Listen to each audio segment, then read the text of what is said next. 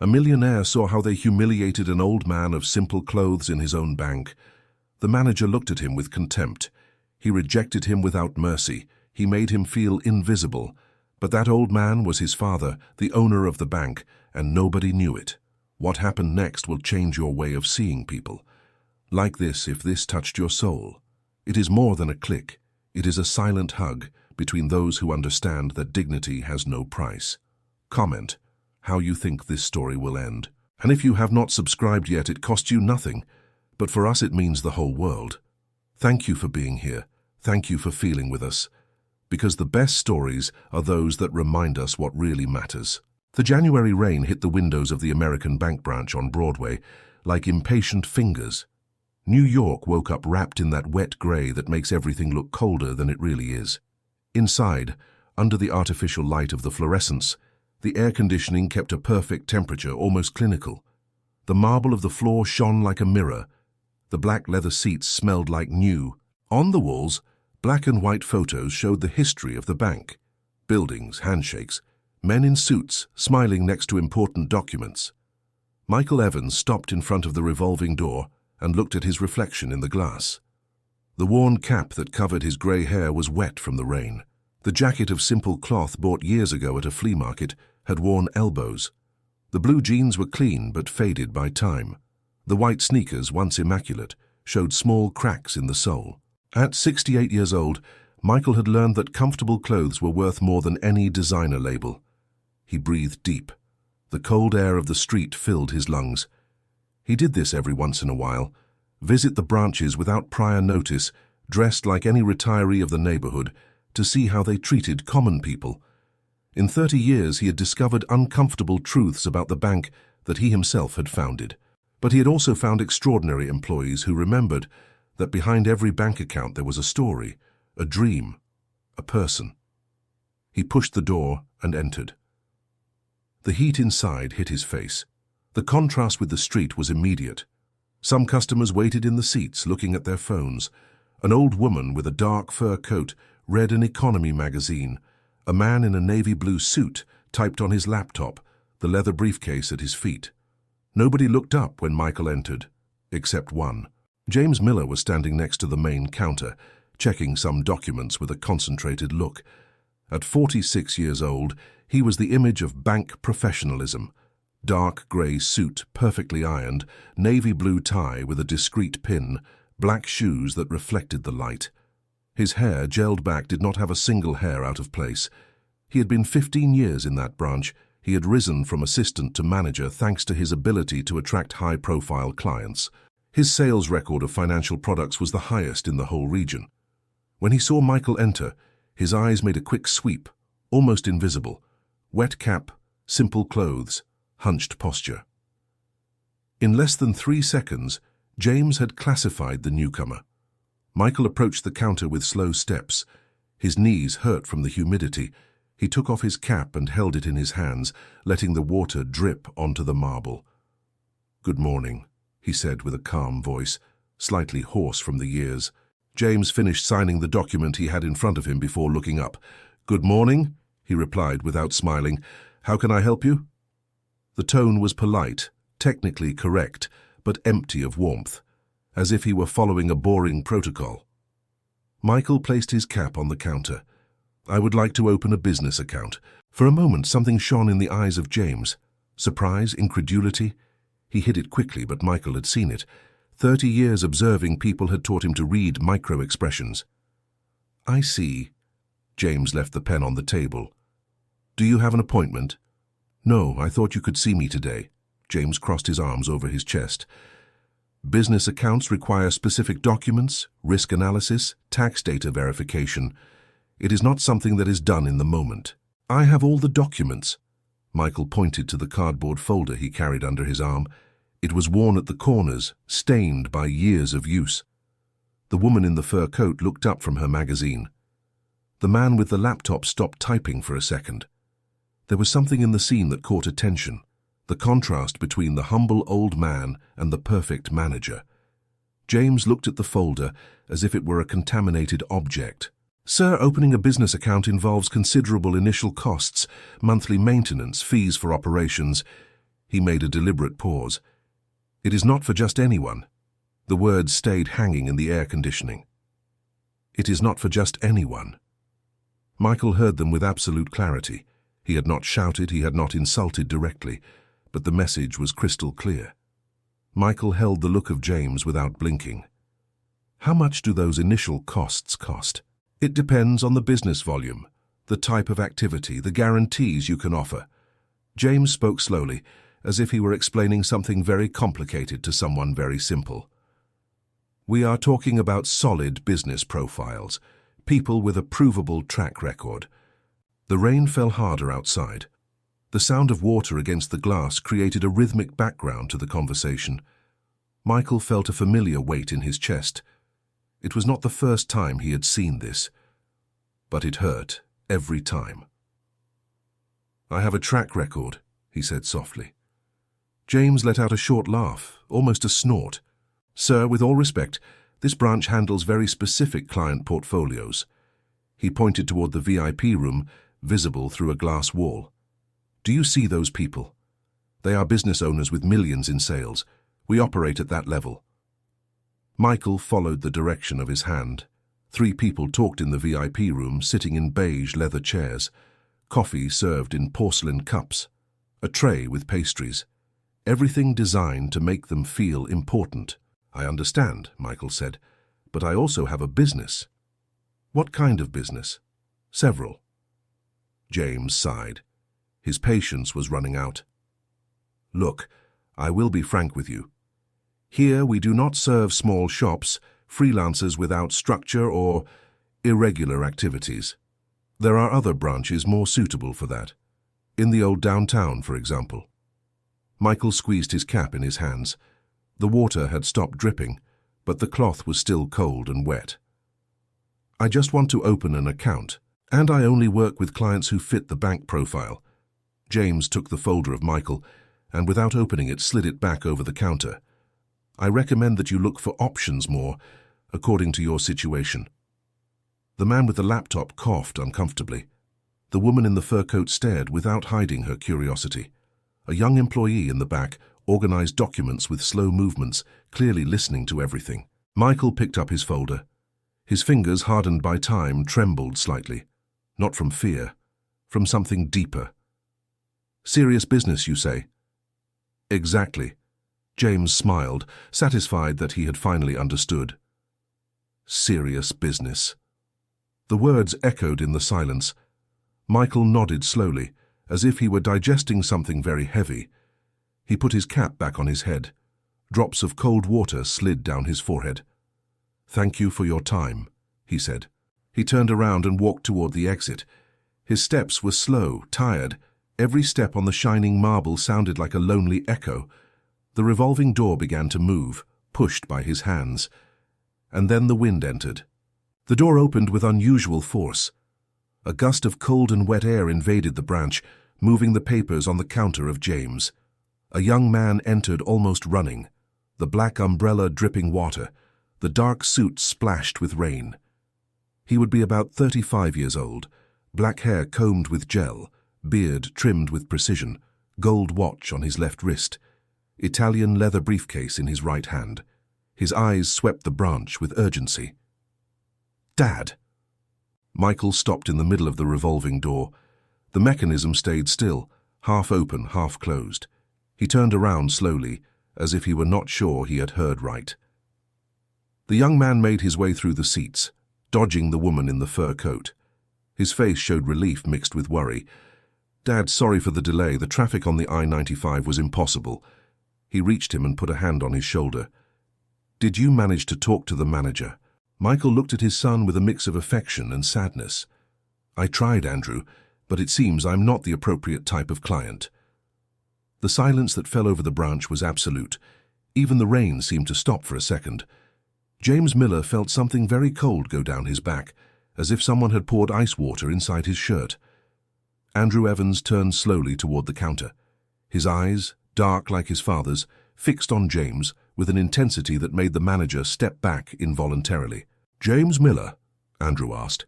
His voice was soft, but there was steel underneath. Yes, sir. James swallowed. His tie suddenly felt too tight. Manager of this branch for how long? 15 years? 14, actually. Almost 15. James tried to smile. A twisted face came out. Andrew nodded slowly. He did not look away from James. The whole branch watched them now. The young employee in the back had stopped organizing papers. The woman in the fur coat closed her magazine. The man with the laptop had completely looked up. "Did you tell my father he was not the appropriate type of client?" James opened his mouth. He closed it. He opened it again. I did not know that. Sir, if I had known he was your father, would you have acted differently? Andrew tilted his head. Do you only treat people well when you know who they are? Michael put his hand on his son's arm. Andrew, it is not necessary. Yes, Dad. Yes, it is. Andrew did not stop looking at James. Let me introduce you. This man of simple clothes and wet cap is Michael Evans, founder of American Bank, your boss, the boss of your boss, and the boss of the boss of your boss. The air seemed to leave the room. The woman in the fur coat gasped. The man with the laptop stood up slowly, as if he wanted to see better. The young employee dropped a pile of folders on the floor. The noise echoed like a gunshot. James Miller felt his legs turn into jelly. Mr. Evans, I had no idea. Michael took off his cap again. The grey hair, slightly messy, shone under the fluorescent lights. His eyes, tired but incredibly clear, fixed on James with a devastating calm. "How did not have to have an idea," he said with a soft voice. "That is exactly the point." Andrew opened his briefcase and took out a tablet. His fingers moved fast on the screen. "He does this every 3 or 4 months, you know," he said to James. "He visits the branches without warning, without bodyguards, without assistants, without the executive suit, just like another retiree, to see how they treat common people." Michael raised a hand. "Andrew, that is enough." "No, Dad, not this time." Andrew showed the screen of his tablet. "This is Evans Holding. $320 million in sales last year, 17 companies, 400 employees, and my father came today to transfer the whole financial operation to this branch." The color disappeared completely from the face of James. "He came," he repeated, as if the word had no meaning.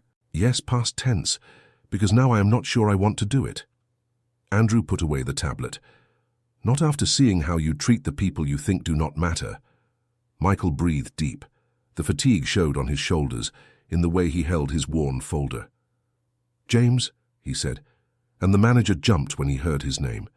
"Do you know what my first job was?" James shook his head, unable to speak. "Doorman, in an office building in Brooklyn. My father was a bricklayer, my mother a seamstress." Michael made a pause. "When I founded this bank 30 years ago, I did it with a very simple principle. Here everyone is served with the same dignity. Everyone, no matter their clothes, their age, their appearance." The woman in the fur coat had put a hand to her mouth. The man with the laptop recorded discreetly with his phone. "I started as a teller in a small office in the Bronx," Michael continued. "I served workers, retirees, market sellers, hard-working people who just wanted a safe place for their money, and each one of them taught me something about respect." James had wet eyes. His perfect composure had completely crumbled. "Mr. Evans, please, let me explain." "Explain what?" The voice of Michael was still soft, but there was something unbreakable in it. "That you judged my value by my clothes. That you decided I did not deserve your time because I did not arrive in a luxury car." I just thought—" "You thought you knew who I was based on my appearance." Michael took a step toward the counter. "But what you really showed me was who you are." Andrew put a hand on his father's shoulder. "Dad, we should go." In a moment, Michael opened his worn folder. He took out a document. It was a financial report printed on paper with the American Bank letterhead. "Do you see this, James?" James nodded, unable to look away. "It is the customer satisfaction analysis of this branch, the last quarter." Michael pointed to some numbers marked in red. "You have the highest sales index in the region. Congratulations, but you also have the worst grades in personal treatment and empathy." James closed his eyes. Several customers complained about feeling judged, pressured, ignored if they did not meet certain profiles. Michael left the document on the counter. I read every complaint, and today I came to check if they were true. The young employee approached timidly. "Mr. Evans, I wanted to say something. I have seen this many times. James only serves VIP clients well. To the others—" "Charles, please," James interrupted him, his voice almost a desperate whisper. "No, let him speak." Michael turned toward the young employee. "What is your name?" "Charles Reed, sir. I have been here 2 years." "And have you witnessed other similar situations?" Charles looked at James, then at the floor, then back at Michael. "Yes, sir. Many." Michael nodded slowly, as if something he already suspected was confirmed. "Thank you for your honesty, Charles." He turned toward James one last time. "You will have an option," Michael said. "You can stay and relearn what it means to serve, or you can continue like this, but not here. Not in my bank. Are you firing me?" The voice of James was a threat. "No, I am giving you an opportunity that perhaps you do not deserve." Michael picked up his folder. "But my father taught me that we all deserve a second chance, even those who forgot to give first chances to others." Andrew handed his umbrella to Michael. "Let's go, Dad. We are finished here." Michael put the wet cap on his head once more. He looked at everyone present, at the woman in the fur coat, the man with the laptop, Charles, and finally, James. "The money is the least of it," he said. "What you lost today was much more valuable. You lost the opportunity to treat someone with dignity." And with that, father and son walked toward the exit. Their steps echoed on the marble. The revolving door moved. The cold wind entered once more. And then they were gone. James Miller stayed standing, alone under the fluorescent lights. His perfect suit suddenly felt like a ridiculous costume. His title of manager, a mockery. Around him, the customers whispered. Charles looked at him with a mix of pity and disappointment. James sat in the chair of his desk. His hands trembled. Outside, the rain kept falling over New York. The phone of James rang exactly at 3 in the afternoon. It was the number of the central office. His heart jumped. He had been sitting at his desk for 4 hours, unable to concentrate, reliving every word, every gesture, every second of that disastrous morning. "James Miller," he answered, trying to keep his voice from trembling. "Mr. Miller, I am Patricia Vance, assistant to the regional director." The voice on the other side was professional, neutral. "Mr. Turner requests your presence at the central office tomorrow at 9 in the morning. It is urgent." "Can I ask the reason?" "Mr. Turner will explain it to you personally." Click. The call ended. James left the phone on the desk and covered his face with his hands. He knew it. He knew exactly what it was about. Charles had passed by his office 3 times without speaking to him. The other employees avoided his look. The woman in the fur coat had cancelled her investment appointment in the afternoon. The news had already leaked. In the era of mobile phones and social media, everything traveled fast. Too fast. That night, James barely slept. He stayed awake looking at the ceiling of his bedroom, listening to the calm breathing of his wife beside him. Ellen did not know anything yet. How to tell her that perhaps he would lose his job, the mortgage, the children's private schools, the new car they had just bought. At 6 in the morning he was already up. He showered, shaved carefully, chose his best suit. If he was going to face the consequences, he would do it with dignity. At least that. The central office of American Bank occupied a building of glass and steel in the financial district. James had been there dozens of times, always with pride, always feeling part of something important. Today, while he crossed the lobby of black marble, he only felt an emptiness in his stomach. The elevator took him to the 15th floor. Patricia Vance waited for him at reception. She was a woman of about 40 years, elegant, with a smile that did not reach her eyes. "Good morning, Mr. Miller. Please follow me." They walked through a long hallway. The walls were covered with historical photos of the bank. In one of them, James recognized Michael Evans, much younger, cutting the ribbon of the first branch. He wore a simple suit. He smiled with genuine humility. Patricia opened a dark wood door. Go in." The meeting room was spacious. An oak table occupied the center, and in the back, standing next to the window that looked over the city, was Robert Turner. The regional director was 52 years old, grey hair, sharp look. He had been 30 years in the bank. He had known Michael Evans from the beginning. "Sit down, James," he said without turning around. James obeyed. His hands sweated. He dried them discreetly on his pants. Robert turned slowly. His expression was unreadable. "Do you know why you are here?" "Yes, sir." "Tell me in your own words." James swallowed. Yesterday I served a customer poorly. I did not know it was Mr. Evans. I was rude, prejudiced." "You served poorly?" Robert sat in front of him. "James, you denied service to the founder of the bank. You treated him as if he were trash. You humiliated him in front of other customers." "I did not intend to humiliate him." "Oh, no." Robert opened a folder. "I have here 3 witness statements. Mrs. Morris, a customer of this institution for 20 years, Mr. Fields, a businessman, and Charles Reed, an employee of your own branch. The 3 agree. You told Michael Evans to look for another branch more suitable to his situation. Is it true?" James closed his eyes. "Yes. Do you know how many discrimination complaints we have received from your branch in the last year?" "No, sir." 18. 18 people who felt judged, looked down upon, rejected by their appearance or their economic level. Robert hit the table with his finger. 18 complaints that I reviewed personally, that I showed Michael, and that made me doubt your ability to lead a branch. Mr. Turner, please, I have been 15 years here. My sales record. Your sales record is excellent. Nobody denies it. Robert leaned back in the chair. But this bank was not founded to sell products. It was founded to serve people, all people. James felt something break inside him. It was not anger. It was not fear. It was something worse. Shame. Pure and real shame. "I am sorry," he whispered. "Did you apologize to Michael?" "I did not have the chance." "Make one." Robert closed the folder.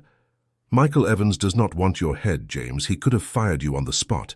He could have made your name a synonym for incompetence in the whole banking industry, but he did not. Why? Because he believes in second chances."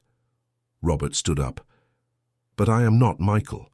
I have seen your track record. I have seen how you prioritize numbers over people, and I cannot allow you to continue leading a branch if you do not change." "Are you firing me?" "I am reassigning you." Robert walked toward the window. "Starting tomorrow, you will leave the management. You will work as a general advisor in the branch with no staff under you. Your salary will be reduced accordingly. And for the next 3 months, you will attend a training program in customer service and banking ethics." James felt the floor disappear under his feet. 3 months, without being manager. "It is that or the door, you decide." Robert looked at him directly. "Michael gave you an opportunity. I'm giving you structure. Take it or lose it." James squeezed his fists on his knees. "I will take it. You better." Robert went back to his seat. "Because the next complaint, the next lack of respect, the next customer who leaves your branch feeling less, and there will be no third opportunity." "I understand." "Really?" Robert studied him with narrowed eyes. "Because I am not sure you understand the magnitude of what you did. You did not just offend Michael. You betrayed the principles of this bank." James looked down. "You are right. Go back to your branch. Collect your things from the manager's office. Charles Reed will take over temporarily while we look for a permanent replacement." Robert opened his computer, ending the meeting. "And James, learn something, because Michael will not always be here to give second chances." James stood up with trembling legs. "Thank you, Mr. Turner." "Don't thank me. Thank a man who wears old clothes and you decided did not deserve your time." James left the central office with a mix of relief and humiliation. He kept his job, yes, but everything else had changed. The news spread through the branch like a silent fire. Charles Reed would be the temporary manager. James Miller, the man who for 15 years had run the office with an iron hand, would now occupy a desk in the corner with no team, no authority. When James arrived that afternoon to collect his things, the atmosphere was tense.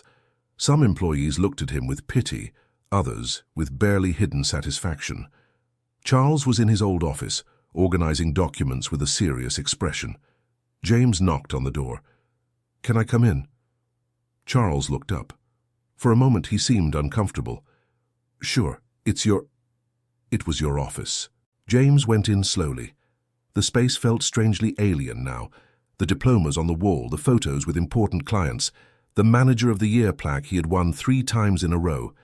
Everything seemed to belong to another life. "I'm here for my things," James said. Charles nodded. "Take your time." James began to take down his diplomas. One by one he put them into a cardboard box. Charles watched him in silence, drumming his fingers on the desk. "James," Charles said finally, "yesterday it wasn't personal." "Personal?" James let out a bitter laugh. "You told the truth to Michael Evans. You did the right thing. I did what I should have done months ago." Charles sighed. "I have seen how you treated people, James. Old people who came to ask for information, and you dismissed them in 5 minutes. Freelancers looking for a small loan, and you sent them to other branches. I always wanted to say something. And why didn't you?"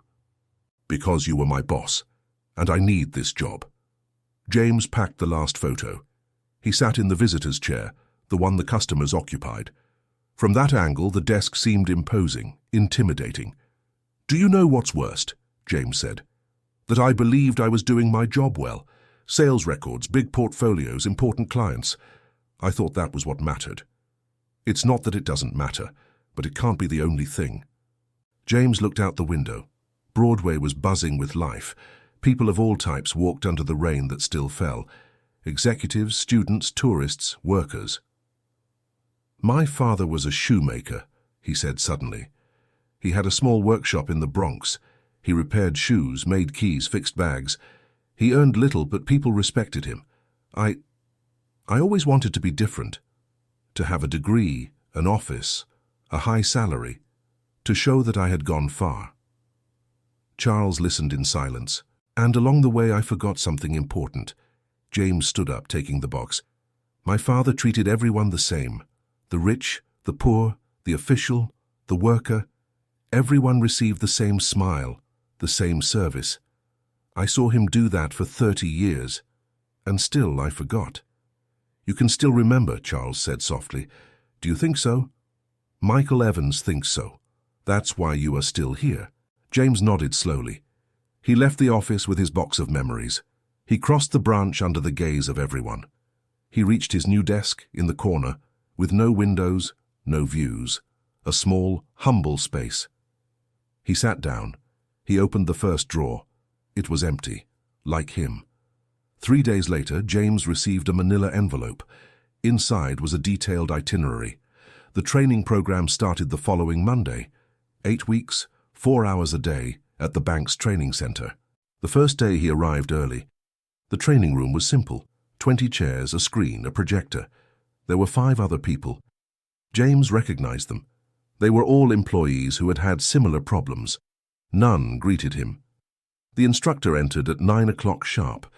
She was a woman of about 60 years, white hair tied in a bun, reading glasses hanging from a chain.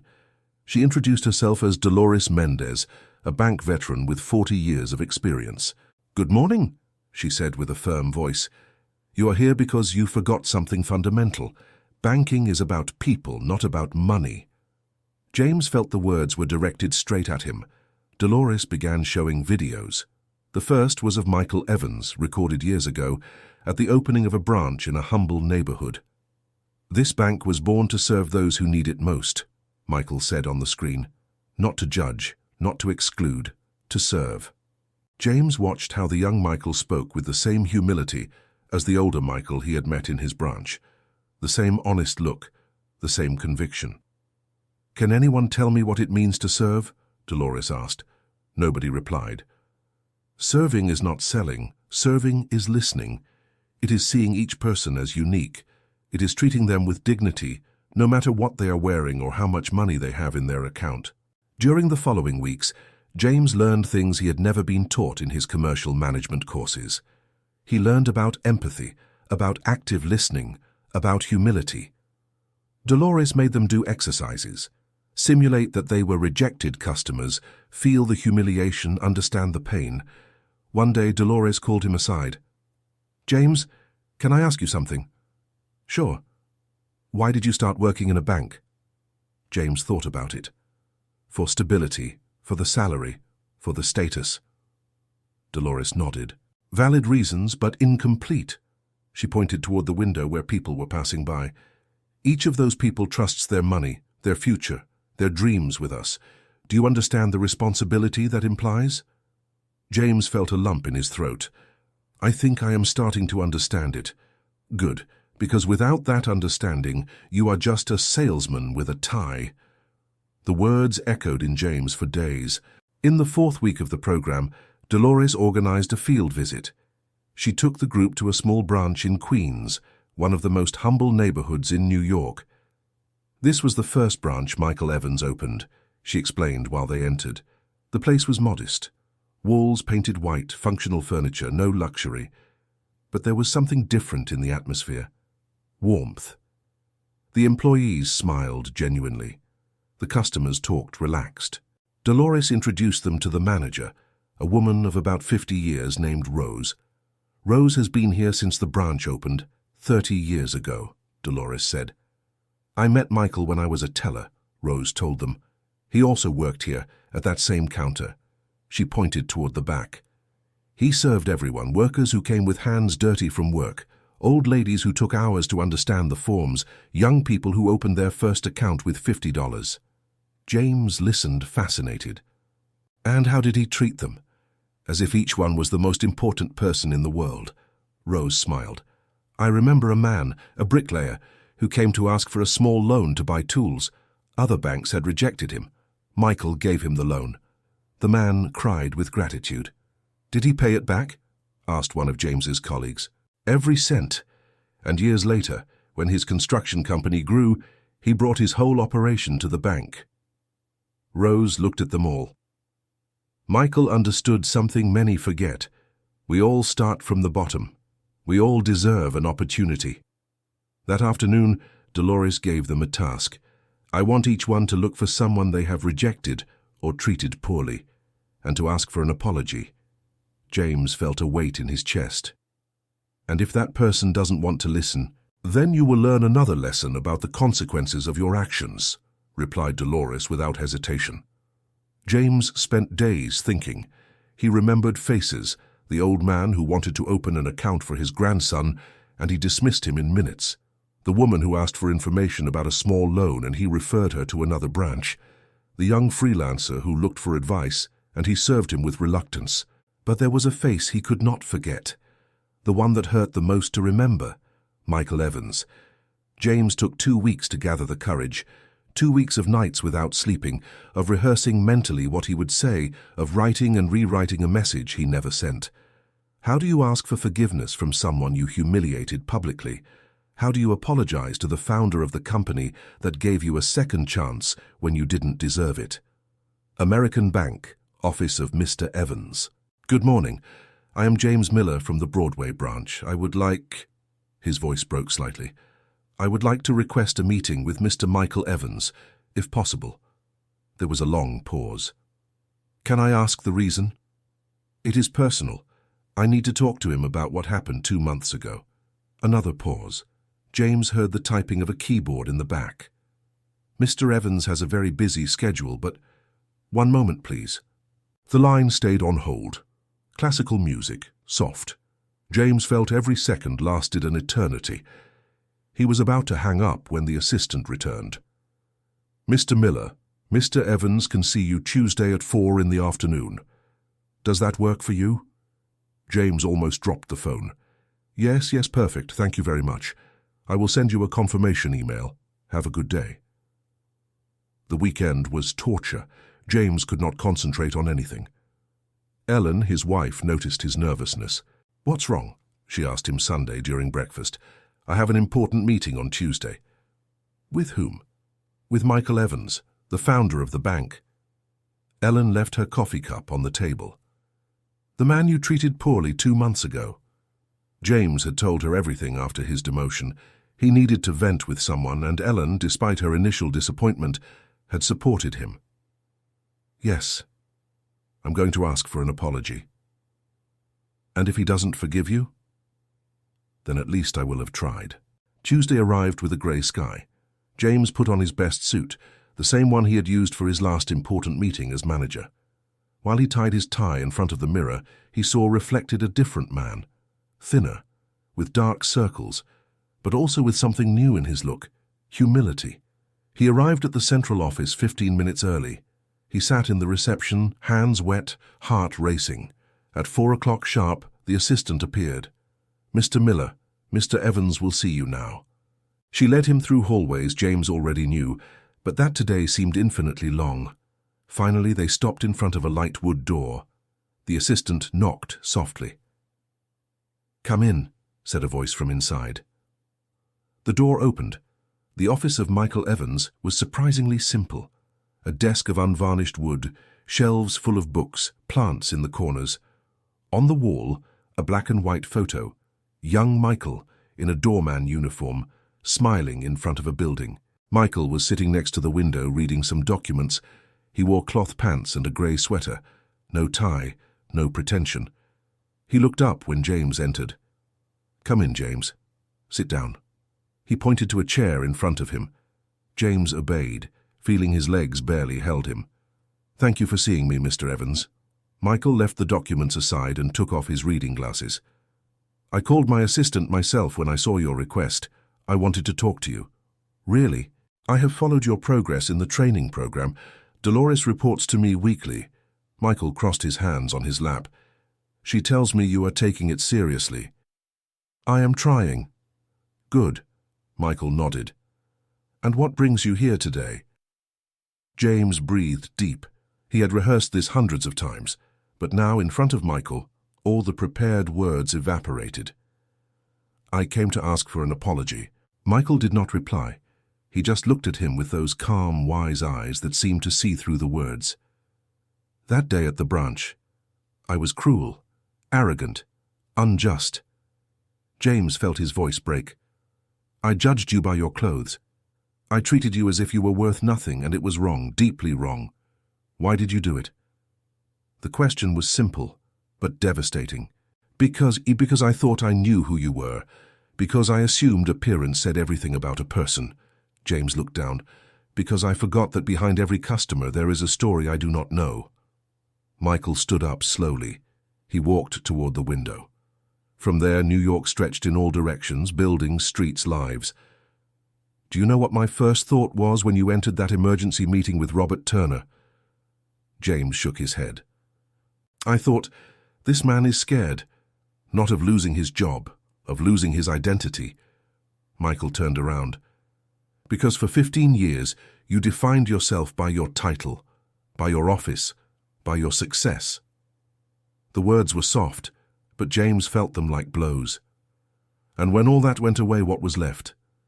James could not hold back the tears. They broke out silent, hot, liberating. Nothing was left. Michael sat down again. He took a handkerchief from his pocket and handed it to James. "That is not true. You were left, the person under the suit. And that person can be better than you think." James dried his tears, ashamed of crying in front of the man he had hurt. "I do not deserve your forgiveness." "Perhaps not." Michael smiled slightly. "But I am going to give it to you anyway. Do you know why?" "No." "Because someone gave it to me once." Michael leaned back in the chair. "When I was your age, I made a terrible mistake. I rejected a loan to a woman because I thought she could not pay it. She was a widow, 3 children. She worked cleaning houses. It seemed too much risk to me." James listened in complete silence. 2 weeks later, I learned she had gone to an illegal moneylender. The interest rates drowned her. She lost her home. I had to live with that guilt for years. Michael made a pause. "But my mentor, the man who taught me everything about banking, told me something I never forgot. Errors define us only if we do not learn from them. And did you learn? I spent the next 30 years trying to make sure no one ever felt like that again. Michael looked directly at James. And now it is your turn. What are you going to do with this second chance? James straightened up in the chair. I am going to be better. Not from fear of losing my job, but because it is the right thing. Michael extended his hand. Then we agree. James shook the old man's hand. It was firm, warm, honest. Thank you, Mr. Evans, for everything. Don't thank me. Prove it to me. When James left that office, the sky was still grey, but he felt different, lighter, as if something heavy he had carried for years had finally detached. The following months were of silent transformation. James completed the training program with excellent grades. Dolores gave him a diploma that he framed, but did not hang on the wall.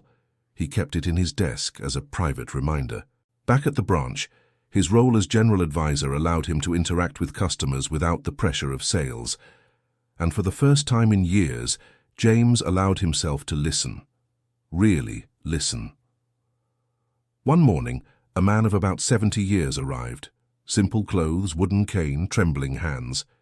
He approached the counter with slow steps. James stood up immediately. Good morning, sir. How can I help you? The old man looked at him with distrust. He had probably been rejected before in other places. I would like information about savings accounts for my granddaughter. She turns 18 next month. Of course. Take a seat, please.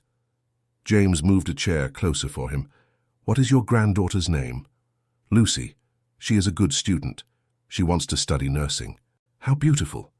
James took out some brochures. Let me explain our options. We have special accounts for young students, without fees, with benefits. They spent 40 minutes talking. The old man told him about Lucy, about her dreams, her fears. James listened to every word. At the end, they opened an account with barely $200 of initial deposit. Thank you, young man. Thank you very much. The old man shook his hand with surprising force. You don't know how hard it is to find someone who treats you with respect these days. When the man left, Charles approached the desk of James. That was nice to see. James smiled. I am learning. It shows. Charles sat in the chair the old man had occupied. Hey, I need your advice on something. My advice? You are the manager now. Temporary manager, and you have 15 years of experience. Charles took out a document. I have a loan request. Young woman, freelancer, wants to open a coffee shop. The numbers are tight. There aren't many guarantees. The committee would probably reject it. James read the request. The business plan was well thought out. The woman had worked as a barista for 10 years. She knew the sector, but the bank demanded solid guarantees. What do you think? Asked James. I think she has potential, but it is risky. Every venture is. James returned the document. Remember what Rose said in Queens? Michael gave loans to people other banks rejected. Some failed, but many prospered. Are you saying I should approve the loan? I am saying you should look beyond the numbers, talk to her, know her story, and then decide. Charles nodded slowly. I will do it. That small conversation repeated many times in the following months. James, the former arrogant manager, had become a quiet mentor. He did not impose his criteria. He shared his experience. And slowly, the culture of the branch began to change. 6 months after the incident, a rainy day in July, the branch door opened. James was serving a client when he looked up casually, and he felt his heart stop. Michael Evans had just entered. This time he wore differently. Elegant pants, white shirt, light linen jacket, but he wore the same worn cap as before, like a personal signature, a reminder. Their looks crossed. Michael nodded slightly. James returned the gesture, not knowing what else to do. Michael approached the counter where Charles was serving. They talked in a low voice. Charles pointed toward James. Michael nodded again. He finished serving his client, saying goodbye with a genuine smile. Then he waited, hands linked on the desk, trying to calm down. Michael approached with calm steps. James, do you have a moment? Of course, Mr. Evans. Sit down, please. Michael took a seat. He took off his cap and left it on the table between them. A deliberate gesture. A symbol. I have been talking to Charles. He tells me interesting things about you. Good or bad? Good, Michael smiled. He says you have become the soul of this branch, that you help everyone, that the customers ask specifically for you. James felt himself blush. I just do my job. No, you are doing much more than that. Michael leaned forward. You are proving what I tried to teach you that day, that a person's value is not measured by their title, but by how they treat others. You gave me that lesson in the hardest way possible. Sometimes hard lessons are the ones we remember most. Michael made a pause. I'm here to offer you something. James blinked. Offer me? We are opening a new program. It's called Inclusive Banking. Branches specialized in low-income neighborhoods, microcredits, free financial advice. We want to reach the people banks normally ignore. It sounds wonderful. I need a director for the program, someone who understands both the commercial and the human side, someone who has made mistakes and learned from them. Michael looked at him directly. Someone like you. James felt the words did not reach his ears well. Was he offering him a promotion after everything that had happened? Mr. Evans, I don't know what to say. Say yes, Michael smiled. Say that you are going to take everything you have learned these months and you are going to use it to change lives. And if I fail, then you will fail trying to do the right thing, which is much better than having success doing the wrong thing. James felt a lump in his throat. Why me? There are people more prepared. There are people with more degrees, yes, but few with your story. Michael stood up. Those who never fall don't know how to help someone get up. You do. He extended his hand. Do you accept? James stood up. He shook Michael's hand with force. I accept, and I'm not going to fail you. Don't fail me. Don't fail yourself. Michael picked up his cap. You start next month. My assistant will send you the details. When Michael left, James stayed standing still, processing what had just happened. Charles approached with a huge smile. See? I told you. People notice when you change for real. I can't believe it. Believe it. You deserve it. Charles patted him on the shoulder. Now go home and tell your wife. She's going to go crazy with happiness. That night, James arrived home and hugged Ellen for long minutes. He told her everything. She cried with joy, with pride, with relief. I knew you were going to get ahead, she whispered against his chest. I almost lost everything. But you didn't lose it. You learned. And she was right. James had learned the most important lesson of his life, that true success is not measured in figures or titles, but in the impact you leave on people. The Inclusive Banking program launched 3 months later in a neighborhood called the Bronx in New York. The branch was not large or luxury. Walls painted in warm colors, simple but comfortable furniture, a waiting room with books and toys for children. Everything thought out so people would feel welcome, not intimidated.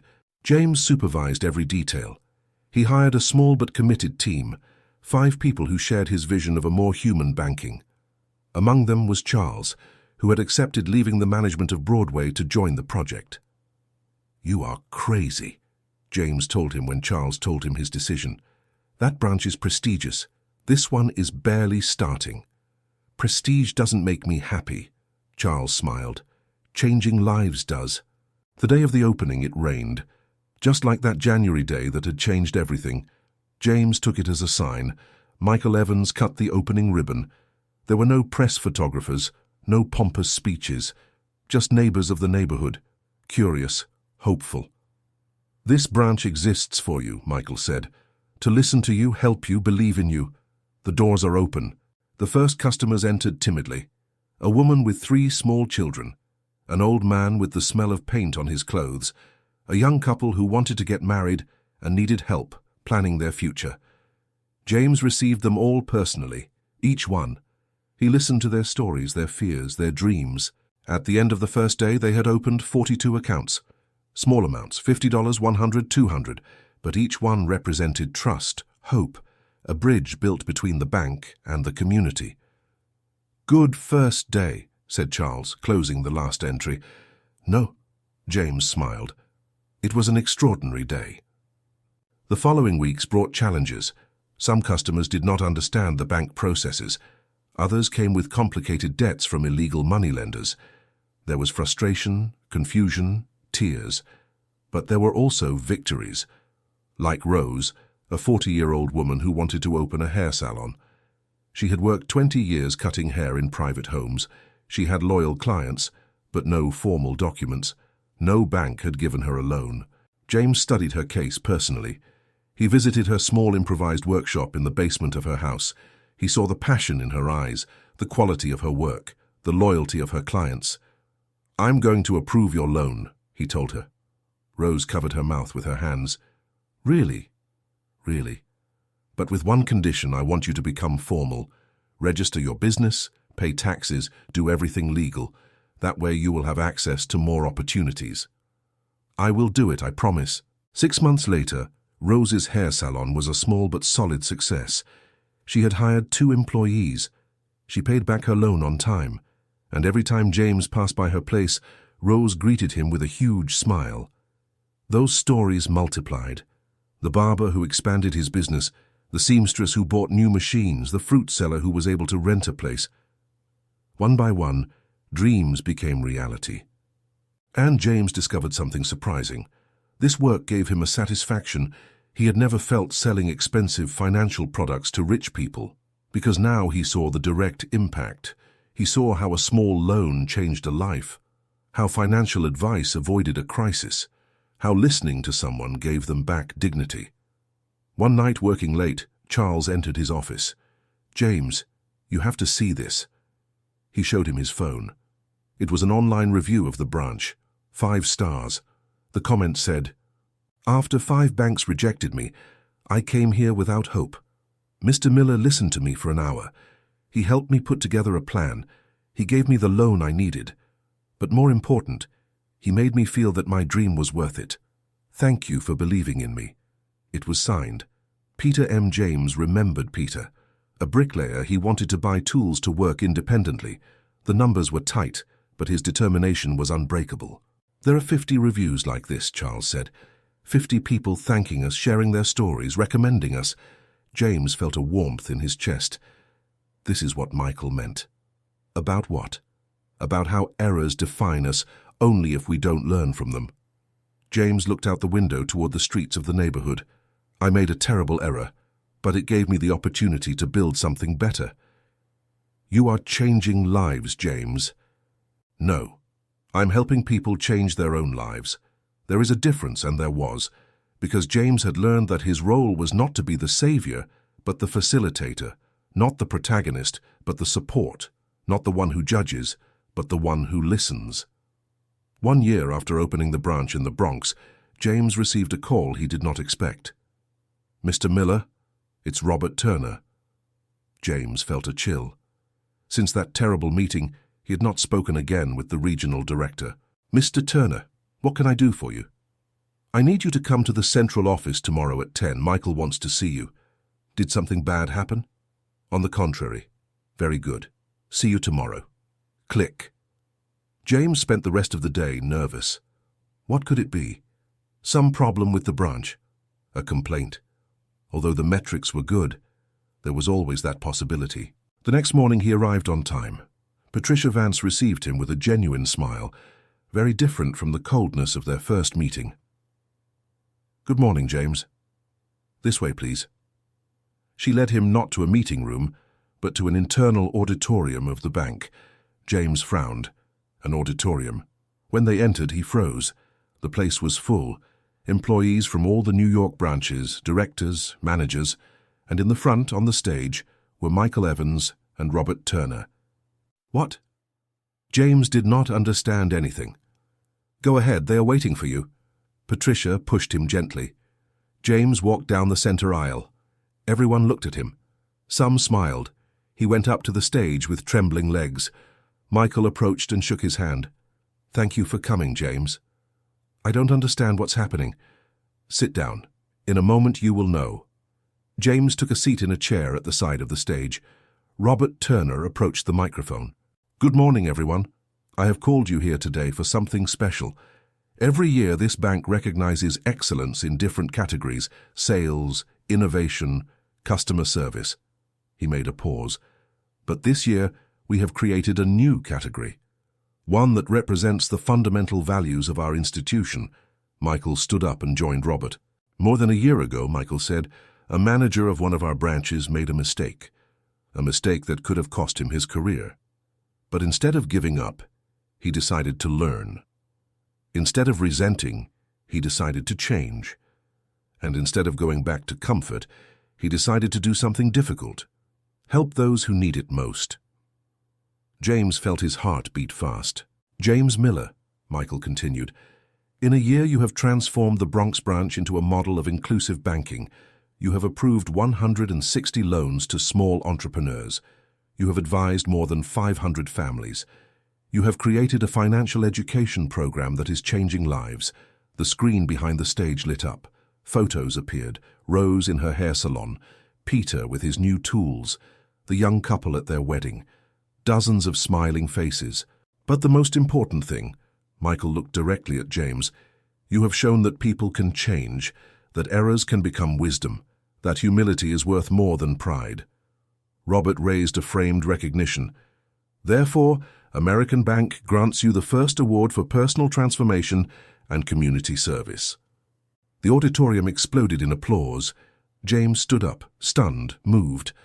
Michael handed him the award. It was a plaque with his name and a phrase: from humiliation to humility, from the fall to service. I don't know what to say, James murmured. Say what you feel, Michael whispered. James approached the microphone. He looked at the audience, all those faces waiting. A little more than a year ago, he began, his voice breaking, I was standing in a branch rejecting an old man in simple clothes. I didn't know it was Michael Evans, but that didn't matter. What mattered is that I judged him without knowing him.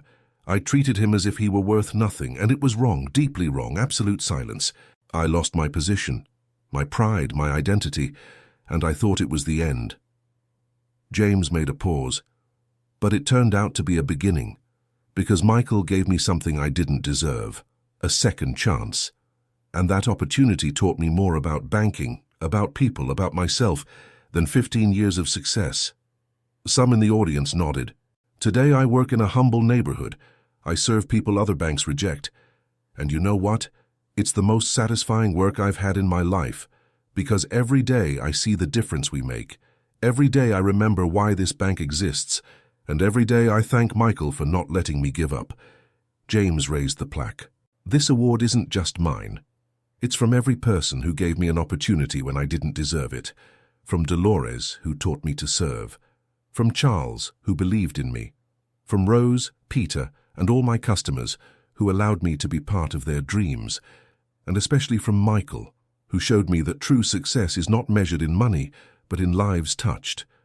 The applause echoed for minutes. James went down from the stage with tears in his eyes. Michael hugged him. I am proud of you, he whispered. Thank you for not giving up on me. I never give up on the people who are worth it. 2 months after the recognition, James was in his office in the Bronx when a woman entered who seemed familiar. She would be about 65 years old, elegant, with a designer bag and expensive shoes. Mr. Miller? She asked. Yes, it's me. How can I help you? The woman sat slowly. There was something in her expression. Discomfort. Shame. I don't know if you remember me. I was at the Broadway branch that day, more than a year ago, when you rejected Mr. Evans. James felt a blow in his stomach. Yes, he remembered her. The woman in the fur coat. The one who had whispered despective comments. I remember you. My name is Catherine Morris, and I'm here to ask for an apology. James blinked. An apology? That day when I saw what happened, I felt superior. I laughed inside at the man with simple clothes. I thought you did well to reject him. Catherine looked down. And then, when I learned who he really was, I felt ashamed. Mrs. Morris. Let me finish, please, she breathed deep. I have been in this bank 20 years. They always treated me well because I have money, because I dress well, because I have the correct profile. But I never asked myself how they treated those who don't have it. James listened in silence. "I read about your story, about how you lost everything and rebuilt it, about this program you lead."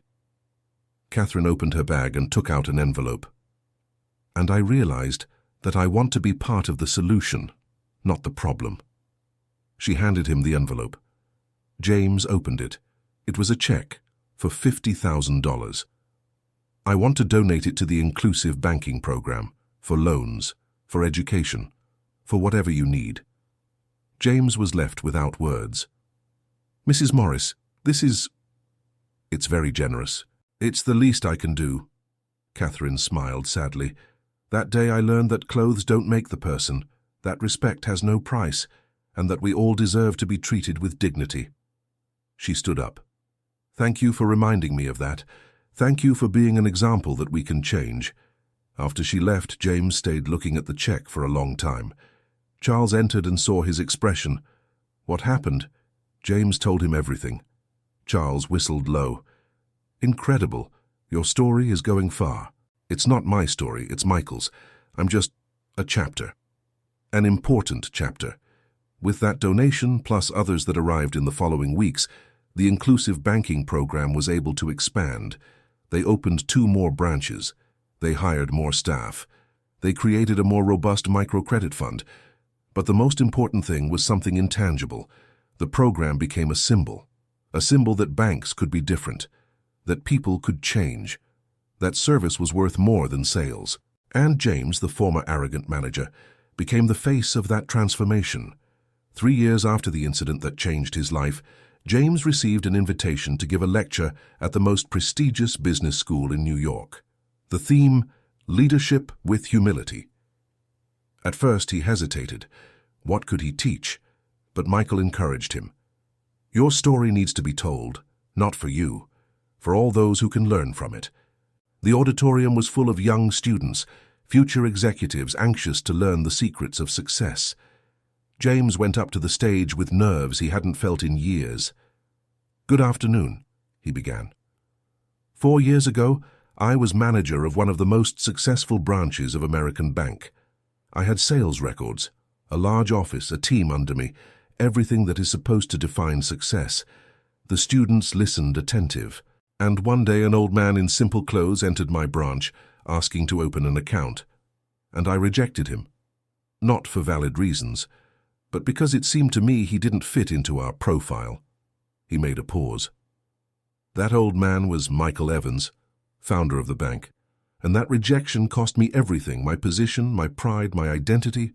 He told them the whole story, without decorations, without excuses, the humiliation, the fall, the training program, the second chance, the inclusive banking program, everything. Today I lead a program that has helped more than 2,000 families. We have granted loans for $3 million. We have created 500 indirect jobs. James looked at the audience. And I can tell you with absolute certainty, this success is worth 1,000 times more than all my previous sales records. A student raised her hand. How did you know you had changed for real? How did you distinguish between changing from fear and changing from conviction? James smiled. Excellent question. At first I changed from fear, yes, fear of losing my job. But there was a moment. He remembered. There was a moment when I served an old lady who only wanted to open an account with $20, and I felt genuine joy to help her. Not from obligation, not to look good, but because I really cared. Another student asked, "Is the sacrifice worth it? I mean, you earn less now, right?" "Yes, I earn less money," James nodded. "But I earned something that money can't buy. Peace. I sleep well. I look at myself in the mirror without shame. My children see me as a hero. My wife is proud of me. Is that worth it? Absolutely." At the end of the talk, dozens of students approached. Some wanted autographs, others advice. Some just wanted to shake his hand. A young woman stayed until the end. "Mr. Miller, I also have judged people by their appearance, and your story made me realize that. Thank you for your honesty." "Thank you for listening," replied James. That night, Ellen waited for him awake. How was it? Intense, emotional, but necessary. James sat by her side. You know what I realized? What? That my greatest failure became my greatest teaching, and that sharing it can prevent others from making the same mistakes. Ellen hugged him. I'm very proud of the man you've become. I am too. Finally. 5 years after that rainy January day, James Miller was standing in front of the new building of the inclusive banking program. It was no longer a program. It was a full division of the bank, with 20 branches, 150 employees, and an impact measured in thousands of lives changed. Michael Evans, now 73 years old, was at his side. He had aged, hair completely white, but the look was still the same, wise, compassionate, firm. Do you remember that day? Michael asked. Every detail. James smiled. The wet cap, the rain, your devastating calm. I remember it too, and I remember having thought, this man is lost, but he can find himself. You were right. I'm not always right, Michael looked at him. But with you, yes. They entered the building. The employees greeted them with genuine affection. There were no rigid hierarchies here, just people working together for a common purpose. In the meeting room, the leaders of all the inclusive branches waited. James had personally trained each one. He had taught them not only about banking, but about empathy, humility, service. Good morning, everyone, James greeted. Thank you for coming. We have important news, added Michael. The inclusive banking program has been so successful that the board of directors has decided to expand it at a national level. Those present applauded. James will be the national director. He will report directly to the presidency. Michael smiled. And I officially retire next month. A surprised silence fell. Retire? Asked James. But... I'm 73 years old, James. It's time. Michael put a hand on his shoulder. But I leave the bank in good hands. In the best hands. After the meeting, Michael and James walked together through the streets of the Bronx. The neighborhood had changed. More businesses, more life. The bank branch was now part of the community fabric. Do you know what's most ironic? Michael said while they walked. What? That day I didn't go to your branch specifically. I was rotating through all of them. It was pure chance. James stopped. Chance, or destiny, or a necessary lesson. Call it what you want. Michael smiled.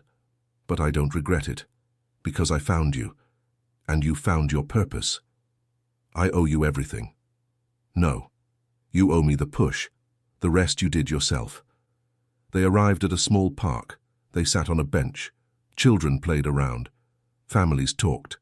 Simple, beautiful life. What are you going to do now? Asked James. Travel with my wife. Spend time with my grandchildren. Maybe write a book. Michael looked at the sky. And visit branches without warning from time to time, to make sure they continue to remember what's important. James laughed. I don't think they will make my mistake again. I hope so. But people forget. Success makes you dizzy. Power corrupts. Michael looked at him seriously. Your job now is to remind them, to be the guardian of the values, the mentor that I was for you. It's an enormous responsibility, the most important, because banks aren't built with money, they are built with trust, and trust is earned with respect, with humility, with service. They stayed sitting for a long time, two men who had learned the same lessons by very different paths. I must go. Andrew is waiting for me for dinner. James stood up too. They gave a long, sincere hug. Thank you, Michael, for everything. Thank you for proving that it's worth it to believe in people. Michael walked away with slow but firm steps. James saw him go until he disappeared among the crowd, and he stayed alone in the park, thinking about the path traveled, from arrogance to humility, from judgment to understanding, from failure to purpose. His phone rang. It was Charles. James, a young couple, arrived, immigrants. They want a loan to open a small restaurant. The numbers are very tight. What do we do? James smiled. Talk to them, listen to their story, and remember, everyone deserves an opportunity. Understood?